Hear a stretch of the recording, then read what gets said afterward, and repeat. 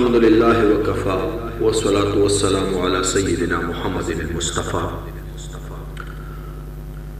میرے عزیز مسلمان بھائیوں، اللہ رب العزت نے اس کائنات میں دو نظام رکھے اپنے ماننے والوں کے لیے۔ ایک نظام حقوق اللہ پر مشتمل ہے اور دوسرا نظام حقوق العباد پر مشتمل ہے۔ حقوق اللہ کی عبادت اور حقوق العباد اللہ کے بندوں کے اوپر رحم و کرم اور شفقت کرنا۔ اللہ کی دوستی اور اللہ کی ولایت کو پانے کے لیے ان دونوں نظاموں کو اکٹھے لے کر چلنا پڑے گا۔ ایک بچہ کافی دیر سے تپتی ہوئی گرمی میں ننگے پیر کھڑا پھول بیچ رہا تھا۔ کوئی پھول لے لیتا اور کوئی جھڑک دیتا تھا، اور وہ بچہ گرم سڑک کے اوپر کبھی ایک پیر اوپر اٹھاتا ہے اور کبھی دوسرا پیر اوپر اٹھاتا ہے۔ کافی دیر سے ایک نیک انسان، خدا ترس انسان یہ منظر دیکھ رہا تھا، تو آخر اس سے رہا نہ گیا۔ اس نے ایک دکان جا کر وہاں سے بالکل نئے جوتے خریدے اور لا کے اس بچے کو دیے کہ بیٹا یہ پہن لو۔ بچے نے جب جوتے دیکھے تو اس کا چہرہ خوشی سے چمک اٹھا۔ جلدی اس نے وہ جوتے پیروں میں پہنے اور اس شخص کا ہاتھ پکڑ کے کہنے لگا کہ کیا آپ اللہ ہیں؟ تو بزرگوں نے فوراً کانوں کو ہاتھ لگائے کہ نہیں بیٹا توبہ کرو، یہ کیا کہہ رہے ہو، میں اللہ نہیں ہوں۔ تو وہ بچہ کہنے لگا اچھا تو پھر آپ ضرور اللہ کے دوست ہیں، کیونکہ میں نے صبح اللہ رب العزت سے دعا مانگی تھی کہ مالک میرے پاس جوتے نہیں ہیں، تو اللہ نے جوتے بھیجے ہیں، خود تو نہیں آیا، اپنے کسی دوست کو دے کے بھیج دیا۔ تو ان ایک بندے کو، اس خدا ترس انسان کو پتہ چلا کہ اللہ کی دوستی پانا بڑا آسان ہے۔ میرے دوستو، مخلوق کی خدمت انسانوں کو بلندیوں کی معراج تک پہنچا دیتی ہے۔ ہم میں سے کتنے ہوں گے جن کے آس پاس غریب اور نادار لوگ، یتیم بچے، زمانے کے دھتکارے ہوئے انسان بکھرے پڑے ہوں گے۔ آؤ کسی ایک کا ہاتھ پکڑ کر ہم بھی معراج ولایت کو پالیں۔ سجدے میں اللہ ملتا ہے، لیکن کھانا کھلانے میں اللہ کی رضا ملتی ہے۔ تو انسان نے جس مقام پر باقی انسانوں کو چھوڑ کے خدا سے محبت کا دعویٰ کیا تو اس کا یہ دعویٰ اکثر غلط نکلا، کیونکہ اللہ رب العزت نے خود اپنے پاک نام کے ساتھ، اپنے کلمے کے ساتھ انسان کامل محمد مصطفیٰ صلی اللہ علیہ وسلم کا نام اور اسم بلند فرمایا۔ غریبوں، مسکینوں، یتیموں اور بیواؤں کی خدمت کر کے ہی ہم سخاوت کی منزل پاتے ہیں۔ آپ فیکٹری کے لوگ ہیں، آپ کے پاس بہت سارے نادار بچے، بہت سارے کمزور لوگ، ان میں بوڑھے بھی ہوتے ہیں، چھوٹے چھوٹے بچے بھی ہوتے ہیں جو آپ کے پاس کام کرنے آتے ہیں، کچھ کام سیکھنے آتے ہیں۔ تو آپ ان کے ساتھ جب کرم کا معاملہ کریں گے تو اللہ کا کرم آپ کی طرف متوجہ ہو جائے گا۔ ان چھوٹے چھوٹے بچوں کے ساتھ اگر آپ نرمی کا معاملہ کریں گے تو اللہ بھی آپ کے ساتھ نرمی کا معاملہ شروع فرما دے گا۔ ان جو آپ کے پاس ایسے لوگ بھی کام کرتے ہیں جو کہ بوڑھے ہیں، ایسے لوگ بھی آپ کے پاس کام کرتے ہیں جن کی جسمانی صحت ایسی ہے کہ وہ سخت مشقت والا کام نہیں کر سکتے، تو آپ ان کے ساتھ نرمی والا معاملہ کریں، اللہ آپ کے ساتھ نرمی والا معاملہ فرمائے گا۔ مخلوق کی خدمت میں ہی، مخلوق کے ساتھ کرم نوازی میں ہی اللہ کا کرم پوشیدہ ہے۔ ایک بزرگ ولایت پانے کے لیے ایک جنگل میں جا کے بیٹھ گئے۔ انہوں نے اپنے سامنے ایک پودا کاشت کیا چھوٹا سا، اور یہ انہوں نے دل میں ٹھانی کہ میں یہ چلا کروں گا، اللہ کی عبادت یہاں اطاعت کرتا رہوں گا۔ جس دن یہ پودا سرسبز ہو گیا تو میں سمجھوں گا مجھے ولایت مل گئی۔ اب یہ بیٹھے ہیں سالوں سے وہاں اللہ کر رہے ہیں۔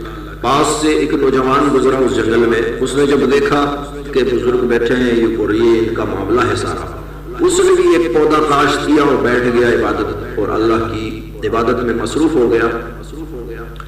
تو کچھ دن جب گزرے تو ایک طرف سے رونے کی، ایک بچے کے رونے کی آواز آئی کہ مجھے بچاؤ بچاؤ، میں ڈوب رہا ہوں۔ تو یہ نوجوان جب اٹھنے لگا اس کو بچانے کے لیے، تو بابا جی نے فرمایا کہ بیٹا بیٹھ جاؤ، شیطان ہے جو تمہاری عبادت میں خلل ڈالنا چاہتا ہے۔ نوجوان بیٹھ گیا۔ تھوڑی دیر بعد دوبارہ رونے کی آواز آئی، یہ دوبارہ اٹھنے لگا تو بابا جی نے پھر ڈانٹا کہ بیٹھ جاؤ، میں کہہ رہا ہوں شیطان ہے جو تمہاری عبادت میں خلل ڈال رہا ہے، اگر تم یہاں سے اٹھے تو تمہیں دوبارہ سے یہ چلا کرنا پڑے گا، دوبارہ سے یہ محنت کرنی پڑے گی۔ تو نوجوان دوبارہ بیٹھا.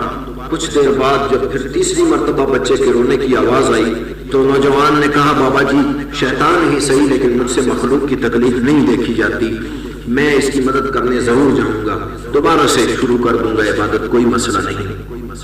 اسی دم اس نوجوان کا پودا سرسبز ہو گیا. تو میرے عزیز عبادت سے جنت ملتی ہے لیکن خدمت سے خدا ملتا ہے. اپنے گھر سے خدمت کا آغاز کریں. اولاد اپنے ماں باپ کے حقوق جانے اور پہچانے، ان کو مانے.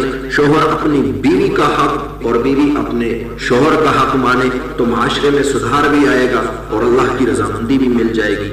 مالک مزدور کی استطاعت سے زیادہ بوجھ ڈالے گا تو کل قیامت والے دن اس کو جواب دہی بھی کرنی پڑے گی، اور مزدور اگر کام میں کوتاہی کرے گا تو کل اسے حشر کے دن بھگتنا بھی پڑے گا.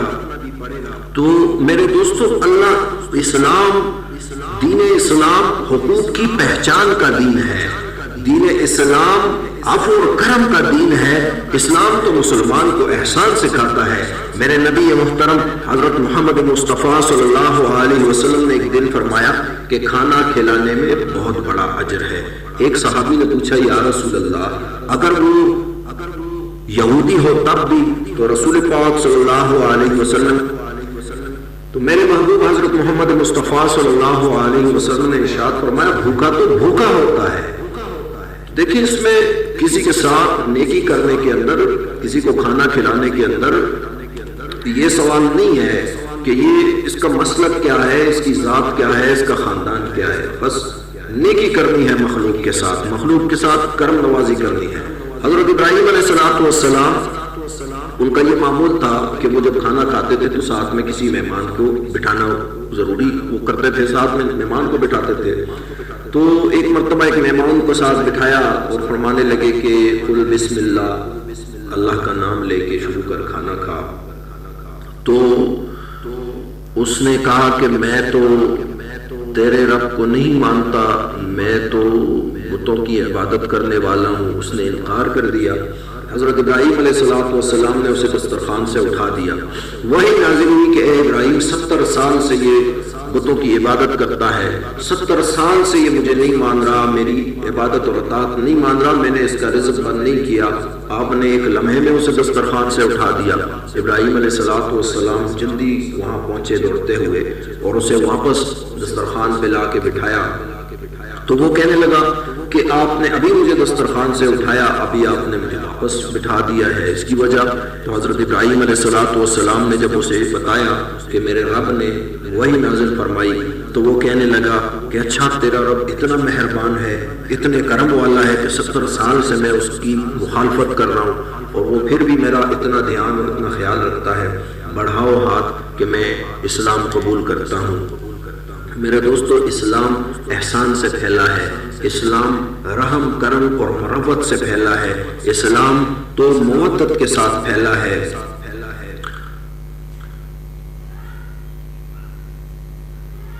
رحمت حق اس شخص کی تلاش میں رہتی ہے کہ جس شخص کی آنکھیں پرنم رہتی ہیں.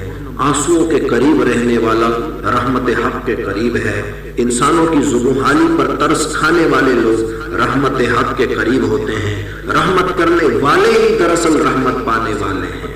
جو لوگ دوسروں کے اوپر رحمت کرتے ہیں اللہ کی طرف سے ان کے اوپر رحمت کی جاتی ہے.